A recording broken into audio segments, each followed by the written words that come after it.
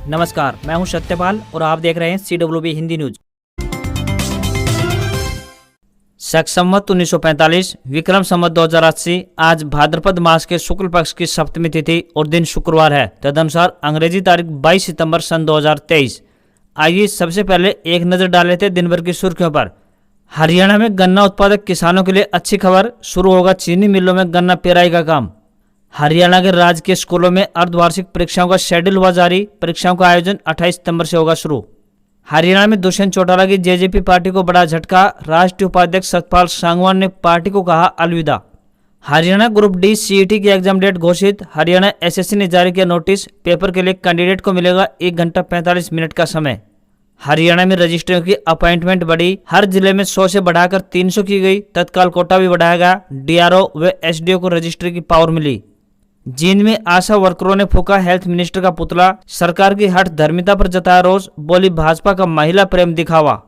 हरियाणा के गृह मंत्री का जनता दरबार स्थगित, शनिवार को अनिल विज की पीजीआई चंडीगढ़ में है अपॉइंटमेंट, आंख में चल रही है दिक्कत। भारत सरकार ने टीवी चैनल्स के लिए एडवाइजरी जारी की। सरकार ने कहा अपराधी या आतंकियों को मंच मुहैया न कराया जाए, किसी भी चैनल का नाम नहीं लिया। हरियाणा में प्राइमरी टीचर्स के आज से तबादले, 2008 बैच के शिक्षक शामिल। सीएम का दावा, 92% को पहली पसंद का जिला मिला। रेलवे ने दुर्घटना मुआवजा राशि 10 गुना बढ़ाई, हादसे में जान गई तो 50,000 की जगह अब मिलेंगे 5 लाख रुपए। चोरी व डकैती होने पर भी मिलेगा सहयोग राशि। महिला आरक्षण बिल राज्यसभा में भी हुआ सर्वसम्मति से पास। 5 दिन का विशेष सत्र 4 दिन में हुआ खत्म। लोकसभा व राज्यसभा अनिश्चितकाल के लिए स्थगित। और अब खबरें विस्तार से। मैदानी राज्यों विशेषकर हरियाणा एनसीआर दिल्ली पर लगातार मौसम में बदलाव और तापमान में उतार चढ़ाव जारी है। एक बार फिर से तापमान 39 डिग्री के आसपास पहुंच गया है। आमजन को उमस भरी पसीने वाले गर्मी से रूबरू होना पड़ रहा है, परंतु जल्द ही एक बार फिर से मौसम में बदलाव देखने को मिलेगा और मानसून गतिविधियों को दर्ज किया जाएगा, जिससे बढ़े हुए तापमान में गिरावट और आमजन को उमस भरी पसीने वाले गर्मी से राहत मिलेगी। आने वाले 3 से 4 दिनों तक हरियाणा एनसीआर दिल्ली में हल्की बारिश व बूंदाबांदी की गतिविधियां जारी रहेंगी। एक ताजा पश्चिमी विक्षोभ भी 24 सितंबर को सक्रिय होने की वजह से हरियाणा एनसीआर दिल्ली में लगातार मौसम गतिशील बना रहेगा। 21 से 25 सितंबर के दौरान हरियाणा एनसीआर दिल्ली में बिखराव वाली हल्की बारिश व बूंदाबांदी की गतिविधियों को दर्ज किया जाएगा। इसके अलावा अक्टूबर महीने के पहले पखवाड़े में भी मानसून गतिविधियां देखने को मिल सकते हैं। अगर आप भी बैंक में नौकरी करना चाहते हैं तो आपके लिए एक अच्छी खबर है। आपको बता दें कि पंजाब नेशनल बैंक भिवानी में ऑफिस असिस्टेंट के पदों पर भर्ती के लिए आवेदन मांगे गए हैं। यह भर्तियां कॉन्ट्रैक्ट आधार पर की जाएंगी। महिला व पुरुष दोनों वर्गों के उम्मीदवार अपने आवेदन भेज सकते हैं। आवेदन करने की अंतिम तिथि 30 सितंबर 2023 है। इन पदों के लिए आवेदक ग्रेजुएट होने चाहिए तथा उन्हें टाइपिंग, टैली व कंप्यूटर का ज्ञान होना चाहिए। किसी भी वर्ग के उम्मीदवार को इन पदों के लिए कोई भी आवेदन शुल्क जमा नहीं करना होगा। आयु सीमा 22 वर्ष से लेकर 40 वर्ष के बीच हो सकती है। इन पदों के लिए आपको ऑफलाइन आवेदन भेजने होंगे।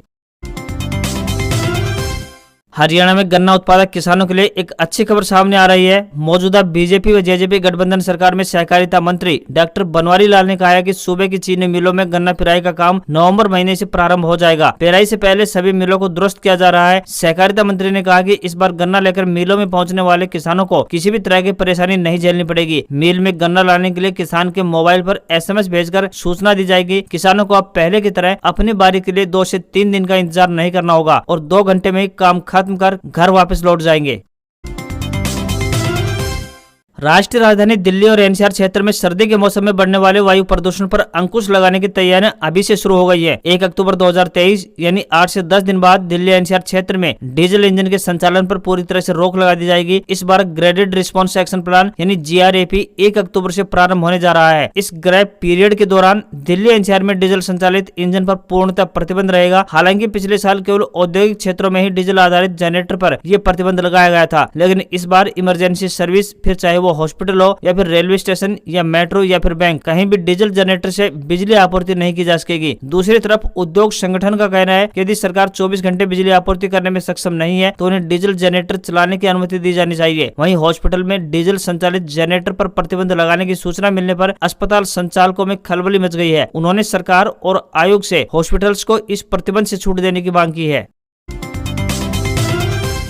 हरियाणा की मौजूदा बीजेपी जेजेपी गठबंधन सरकार ट्रैफिक व्यवस्था को सुगम बनाने की दिशा में हर संभव प्रयास कर रही है। नई सड़कों का जाल बिछाया जा रहा है और पुरानी सड़कों का सुदृढ़ीकरण किया जा रहा है ताकि यात्रियों को बेहतर सफर की सुविधा उपलब्ध करवाई जा सके। इसी कड़ी में सरकार ने एक और सड़क के मरम्मत कार्य को अपनी मंजूरी प्रदान कर दी है। सीएम मनोहर लाल खट्टर ने हिसार से तोसाम के बीच टूटी हुई सड़क की मरम्मत के लिए करीब 36.5 करोड़ रुपए की धनराशि को मंजूरी प्रदान कर दी है। बता दें कि यह सड़क मार्ग खनन क्षेत्र के अंतर्गत आता है और भारी वाहनों की आवाजाही के कारण सड़क की हालत बेहद दयनीय स्थिति में पहुंच चुकी है। सरकार के एक अधिकारी ने बताया कि हिसार तोसाम सड़क मार्ग के सुदृढ़ीकरण को मंजूरी प्रदान की गई है ताकि लंबे समय तक सड़क की हालत सही रहे। इस सड़क के सुधारीकरण से इस रूट पर पड़ने वाले मीरका, भोजराज, डाबड़ा, नलवा, कंवारी, खानक आदि गाँव के लोगों समेत वाहन चालकों को काफी फायदा पहुंचने वाला है।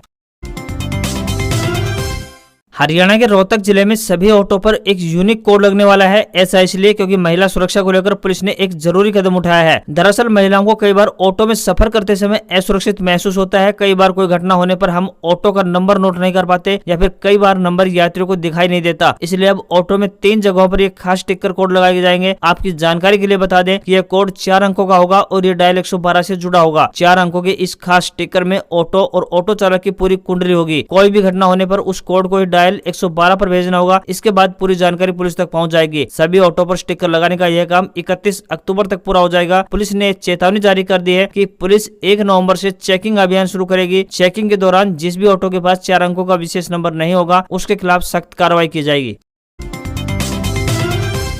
हरियाणा में दुष्यंत चौटाला की जननायक जनता पार्टी यानी जेजेपी के लिए यह खबर किसी भी बड़े झटके से कम नहीं है। बता दें कि पार्टी के टिकट पर चरखी दादरी से 2019 विधानसभा चुनाव में प्रत्याशी एवं राष्ट्रीय उपाध्यक्ष सतपाल सांगवान ने जसपा पार्टी को अलविदा कह दिया है। बुधवार को पैंतावास, खुर्द और कला में ग्रामीणों से चर्चा करते हुए उन्होंने कहा कि अब किसी भी राजनीतिक पार्टी से उनका कोई सरोकार नहीं है। सतपाल सांगवान ने कहा कि जनप्रतिनिधियों की कार्यशैली के चलते क्षेत्र के लोगों को खामियाजा भुगतना पड़ रहा है। विकास के मामले में चरखी दादरी की लगातार अनदेखी हो रही है। सरकार में शामिल लोग क्षेत्र की समस्याओं पर कोई ध्यान नहीं दे रहे हैं, जिससे मैं बहुत आहत हूं। आने वाले चुनाव में ऐसे लोगों को जनता वोट की चोट से सबक जरूर सिखाएगी। वह जल्द ही कार्यकर्ताओं की मीटिंग बुलाकर इस बारे में अगला निर्णय लेंगे। उन्होंने ग्रामीणों को जल्द ही दादरी में होने वाली कार्यकर्ता मीटिंग में शामिल होने का भी न्योता दिया।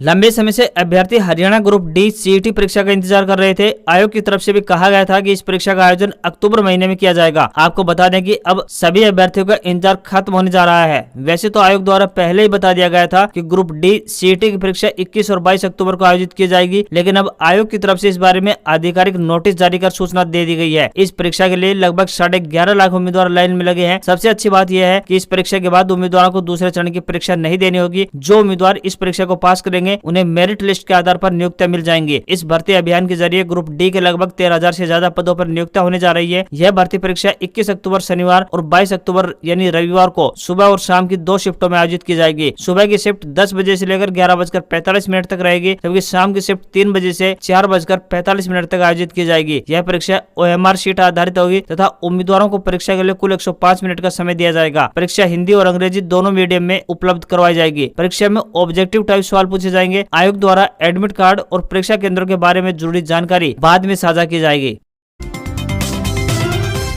हरियाणा में राजस्व बढ़ाने और लोगों को हो रही परेशानी को देखते हुए सरकार ने ई अपॉइंटमेंट की संख्या बढ़ाने का फैसला किया है। सरकार ने इसको लेकर गुरुग्राम को छोड़कर 21 जिलों के लिए यह ऑर्डर जारी कर दिए है। अब नए नियम के तहत जिलों में ई अपॉइंटमेंट को 100 से बढ़ाकर 300 और तत्काल अपॉइंटमेंट को 10 से बढ़ाकर 60 कर दिया गया है। ऑर्डर में जिलों के उपायुक्तों को अपने जिलों में सब रजिस्ट्रार और तहसीलदारों को इन आदेशों को सख्ती से लागू करने के निर्देश देने को कहा गया है। साथ ही आदेश तहसीलों और सब रजिस्ट्रार कार्यालयों के बाहर डिस्प्ले करने के निर्देश भी जारी किए हैं। हरियाणा सरकार ने एसडीओ यानी सिविल को सब रजिस्ट्रार और डीआरओ को ज्वाइंट सब रजिस्ट्रार की पावर्स देने का फैसला किया है। इससे पहले हरियाणा के सीएम मनोहर लाल खट्टर एसडीएम और डीआरओ के पास जाकर रजिस्ट्री करवाने का ऐलान कर चुके हैं। इतना ही नहीं, रजिस्ट्री के 10 दिनों के भीतर जमीन का इंतकाल यानी म्यूटेशन भी हो सकेगा। हरियाणा के टीचर्स के लिए इन दिनों ऑनलाइन ट्रांसफर प्रक्रिया शुरू है। प्राइमरी टीचर्स इंटर डिस्ट्रिक्ट की ट्रांसफर प्रक्रिया यानी पीआरटी अभी तक पूरी हो चुकी है। अब 2008 बैच की पीआरटी टीचर्स की प्रक्रिया 22 सितंबर से शुरू की जाएगी। इस प्रक्रिया में पारदर्शिता सुनिश्चित करने के लिए विभाग ने पीआरटी की जिलेवार और श्रेणीवार रिक्तियों को प्रसारित किया था, ताकि शिक्षक अपनी पसंद के जिले का चयन कर सके। मुख्यमंत्री मनोहर लाल खट्टर ने दावा किया है कि अभी तक किए गए शिक्षकों के ट्रांसफर में 92% टीचर्स को उनकी पहली पसंद का जिला मिला है। सरकार की ओर से दावा किया जा रहा है कि हरियाणा के ऑनलाइन टीचर्स ट्रांसफर पॉलिसी अन्य राज्यों द्वारा भी सराही जा रही है, वे इसका अनुसरण यानी अनुपालन भी कर रहे हैं। INDIA गठबंधन बनने के बाद इनेलो के बहाने अब बीजेपी कांग्रेस पर हावी होने लगी है। भिवानी पहुंचे हरियाणा के कृषि मंत्री JP दलाल ने कहा कि कांग्रेस इनेलो को अपने साथ ले। वहीं उन्होंने महिला आरक्षण बिल को प्रधानमंत्री मोदी का ऐतिहासिक फैसला बताया। कहा कि इससे महिलाओं को उनके हक मिलेगा। बता दें कि हरियाणा के कृषि मंत्री JP दलाल भिवानी में अपने आवास पर जनता दरबार लगाकर लोगों की समस्याएं सुन रहे थे। वहीं हरियाणा में कांग्रेस द्वारा बीजेपी को टक्कर देने के सवाल पर JP दलाल ने कहा कि कांग्रेस बीजेपी को टक्कर नहीं दे पाएगी, क्योंकि कांग्रेस गुटों में बटी हुई है। वहीं इनेलो के कांग्रेस के साथ आने की चर्चाओं पर चुटकी लेते हुए कहा कि इनेलो कैथल की रैली में इंडिया गठबंधन के नेताओं को बुलाकर कांग्रेस के साथ जाने का प्रयास कर रही है, कांग्रेस आनाकानी कर रही है। उन्होंने कहा कि जब सारा विपक्ष INDIA में है तो हरियाणा में कांग्रेस को इनेलो को भी अपने साथ लेना चाहिए। हरियाणा के सिरसा अनाज मंडी में नरमे की बोली न होने से लेकर आक्रोशित किसानों ने नेशनल हाईवे नंबर 9 को जाम कर दिया। साथ ही मार्केट कमेटी व सरकार के खिलाफ जमकर नारेबाजी की। किसानों का आरोप है कि सचिव द्वारा काट व डाला को लेकर मिल मालिकों को पत्र जारी किया गया था। मिल मालिक अपने हठ धर्मिता दिखाते हुए इसके बावजूद भी किसान के साथ वादा खिलाफी कर रहे हैं। किसानों ने बताया कि मिल मालिक किसानों से प्रति क्विंटल आधा किलो काट व प्रति ट्रॉली डाला वसूल कर रहे हैं। सचिव के आश्वासन पर मिल मालिकों व किसानों की कमेटी बनाकर समाधान करने की बात की गई। बता दें कि जैसे ही किसान अपने नरमे की बोली करवाने के बाद मिल की तरफ रवाना हुए तो वजन करवाते समय आधा किलो काट प्रति क्विंटल व 100 रुपए प्रति ट्राली के हिसाब से डाला वसूलने की बात की गई। जब किसानों ने इसका विरोध किया तो मिल मालिकों ने बोली बीच में ही बंद करवा दी। हरियाणा के रेवाड़ी जिले में बाजरे की सरकारी खरीद शुरू कराने की मांग को लेकर भारतीय किसान यूनियन चढ़ोनी गुट की तरफ से गुरुवार को शहर की नई अनाज मंडी के गेट पर भूख हड़ताल शुरू की गई। इस दौरान सांकेतिक धरने के जरिए किसानों ने सरकार से MSP पर 2500 रुपए प्रति क्विंटल पर बाजरा की खरीद जल्द से जल्द शुरू कराने की मांग की। बता दें कि दक्षिण हरियाणा के रेवाड़ी, नारनौल, महेंद्रगढ़, गुरुग्राम जिलों में बाजरा किसानों की मुख्य उपज है। सबसे ज्यादा बाजरा की बात करें तो रेवाड़ी जिले में होता है। चढ़ोनी गुट के जिला अध्यक्ष समय सिंह ने आरोप लगाया कि सरकार दक्षिण हरियाणा के साथ भेदभाव कर रही है। बाजरे की कटाई को कई दिन बीत चुके हैं। वहीं किसान मंडी में बाजरे की सरकारी खरीद शुरू कराने की मांग कर रहे हैं। समय सिंह ने कहा कि जब तक सरकार खरीद शुरू करेगी तब तक आधे से अधिक किसान मंडियों में औने पौने दामों पर अपना बाजरा बेच चुके होंगे। किसानों ने सरकार को अल्टीमेटम देते हुए जल्द खरीद शुरू नहीं कराने पर मंडी के गेट पर ताला लगाकर प्रदर्शन करने की चेतावनी जारी कर दी है। हरियाणा के शिक्षा विभाग ने छात्रों के सर्वांगीण विकास के लिए महत्वपूर्ण पहल की और कदम बढ़ाया है। इस प्रयास का हिस्सा बनते हुए शिक्षा विभाग ने कक्षा 7वीं से 9वीं के छात्रों को कुरुक्षेत्र का भ्रमण करवाने का बड़ा फैसला लिया है। इस नई पहल के साथ छात्रों को न केवल शैक्षणिक गतिविधियों का अवसर मिलेगा बल्कि वे अपने सामाजिक और सांस्कृतिक ज्ञान को भी विकसित कर पाएंगे। शिक्षा विभाग ने इस पहल के तहत कहा है कि सरकारी स्कूलों में पढ़ने वाली मेधावी छात्राओं को सरकार द्वारा धर्म नगरी कुरुक्षेत्र का भ्रमण कराया जाएगा। इससे छात्रों को न केवल एक नई जगह की जानकारी मिलेगी बल्कि उनका सामाजिक और शैक्षिक विकास भी होगा। सिरसा, फतेहाबाद, हिसार, महेंद्रगढ़, फरीदाबाद, पलवल, मेवात और गुरुग्राम की छात्राओं को 3 दिन और 2 रात तक कुरुक्षेत्र में भ्रमण का मौका मिलेगा, जबकि अन्य जिलों की छात्राओं को 2 दिन और 1 रात के लिए कुरुक्षेत्र में रहेंगी। हर जिले से 7वीं से 9वीं तक की 100 छात्राएं भ्रमण के लिए चुनी जाएंगी जिन्होंने वार्षिक परीक्षा में 75% से ज्यादा अंक प्राप्त किए हैं। बता दें कि शैक्षणिक भ्रमण पर जाने वाली सभी छात्राओं के लिए रहने, खाने पीने और परिवहन का खर्च शिक्षा विभाग खुद वहन करेगा। कुरुक्षेत्र हिंदू धर्म के प्रमुख स्थलों में एक है। यहाँ पर अनेक महत्वपूर्ण स्थल हैं, जैसे कि ब्रह्म सरोवर, ज्योतिसर, श्री कृष्ण म्यूजियम, कल्पना चावला तारामंडल और धरोहर संग्रहालय। इन स्थलों का भ्रमण छात्रों के लिए न केवल मनोरंजन होगा बल्कि उन्हें भारतीय संस्कृति और इतिहास के अद्भुत अनुभवों का भी अवसर मिलेगा। शिक्षा विभाग ने स्पष्ट किया है कि भ्रमण पर जाने वाली छात्राओं को अपने अभिभावकों से सहमति पत्र भी लाना होगा।